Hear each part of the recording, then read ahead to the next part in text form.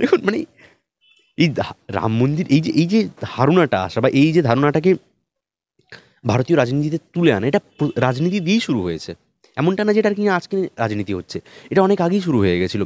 মানে ধরুন, যখন নরসিমহা রাওয়ের সরকারের একটা অ্যাক্ট আছে যে প্লেসেস অফ ওয়ারশিপ অ্যাক্ট, সেখানে কি বলা হচ্ছে যে 1947 সালের আগে যে সমস্ত মন্দির মসজিদ গির্জাগুলি যে যে ধর্মের হয়েছিল, মানে ধরুন একটা মসজিদ 1947 সালের আগে একটা মসজিদ আছে, তার আগে সেটা মন্দির থাকতে পারে, গির্জা থাকতে পারে, যা থাকতে পারে, কিন্তু 1947 সালের আগে যদি সেটা মসজিদ হয় তাহলে সেটা মসজিদই থাকবে।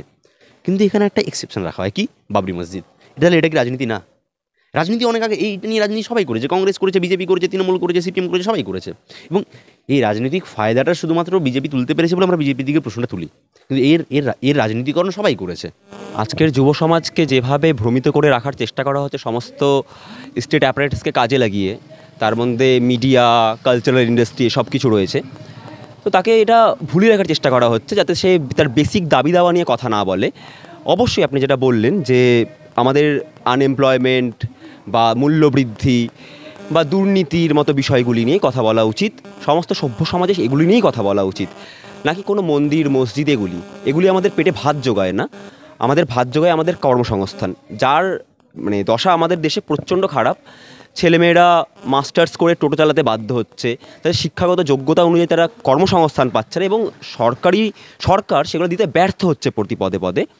যাতে এই রাগগুলি, এই গ্রাজেসগুলি সমাজের বহিঃপ্রকাশ না পায় একটা আন্দোলনের রূপ নিয়ে, তার জন্য তারা ধর্মকে কাজে লাগাচ্ছেন, মন্দির মসজিদের পলিটিক্স করছেন। এটা ছাড়া আর কোনো অন্য কিছু কারণ আমি দেখতে পাই না। এবং এর পিছনে অবশ্যই মানে বড় বড় পুঁজিপতিদের হাত রয়েছে, তারাই তো মিডিয়াটাকে কন্ট্রোল করেন, তারাই দেখাতে চান যে মানে যুব সমাজ কী দেখবে, তারাই ডিসাইড করে দেন আমাদেরকে এইভাবে বিষয়গুলি দেখতে হবে।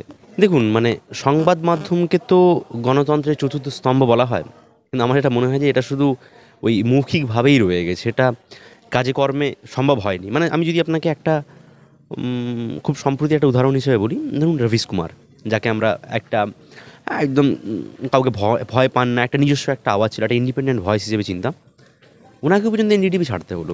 অভিসার শর্মা এবং আরও বেশ কিছু সাংবাদিককে আমি রিসেন্ট কিছুদিন আগে এটা কিন্তু একটা পড়াশোনার একটা স্টাডি আইকিউর একটা চ্যানেলে মানে একটা পড়ে দেখছিলাম, ওখানে এটা বলছে যে ভারতের কিছু সাংবাদিকদেরকে চায়না ফান্ড করে।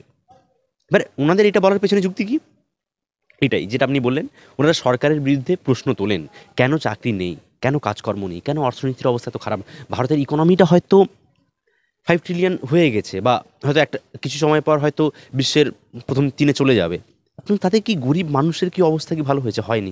যখনই তারা এই নিয়ে প্রশ্ন করেন, আপনারাও সাংবাদিকতা করেন, আপনারাও চেষ্টা করছেন, কিন্তু যারা মূল জায়গায় বসে আছেন, যাদের কথাগুলো হাজার হাজার লক্ষ লক্ষ মানুষের মধ্যে ছড়িয়ে যায়, তারা তো এই কথা নিয়ে বলেন না। তারা এটাই বলেন যে কেন ওই পাকিস্তানের মহিলাটা এসে এখানে বিয়ে করলো, কেন তার বাচ্চাটা এখানে এসে হলো, কেন সে কীভাবে লুকিয়ে এলো, কী করে মোদি তার মানে লাক্ষাদ্বীপে গিয়ে এতক্ষণ ধরে বসে বসে শো করলেন, কী করে তিনি 24 ঘন্টা কষ্ট করে কাজ করেন। আলোচনার বিষয়তে এটা হওয়া উচিত ছিল না। সাংবাদিকতার কাজ কী ছিল?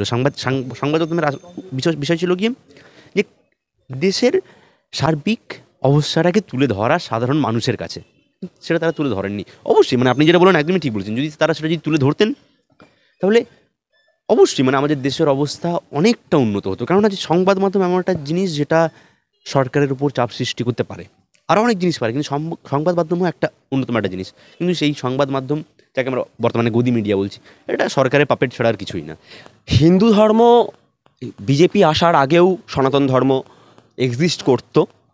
বিজেপির উত্থান 80-র দশকে, জনসংঘ থেকে 80-র দশকে বিজেপির উত্থান ঘটে, সেই সময়েও হিন্দু ধর্ম এক্সিস্ট করে। বিজেপি হয়তো কোনোদিন থাকবেও না, কিন্তু হিন্দু ধর্ম এক্সিস্ট করবে। বিজেপি ঠিকাদার নয় হিন্দু ধর্মের। বিজেপি হিন্দু ধর্মকে রাজনৈতিক গেনের জন্য কাজে লাগিয়েছে। বাবরি মসজিদকে ভাঙা, রাম মন্দির গড়া কোনো ধার্মিক আন্দোলন নয়। না হলে বর্তমানে আমরা দেখি শঙ্করাচার্য যাদেরকে দেখছি আমরা, যারা বিরোধিতা করছেন, তারা এখন বিরোধিতা করতেন না, গোটা হিন্দু সমাজই তার পাশে থাকতেন। আমি নিজে একজন হিন্দু ঘরে জন্মেছি, আমিও তার পাশে থাকতাম যদি হিন্দু ধর্মের কোনো আন্দোলন হতো এটা। কিন্তু এটা হিন্দু ধর্মের কোনো আন্দোলন নয়, এটা রাজনৈতিক আন্দোলন। ধর্মকে কাজে লাগিয়ে রামের নামে তারা ভোট গুটাচ্ছে, ক্ষমতাকে দখল করছে, এইটুকুই।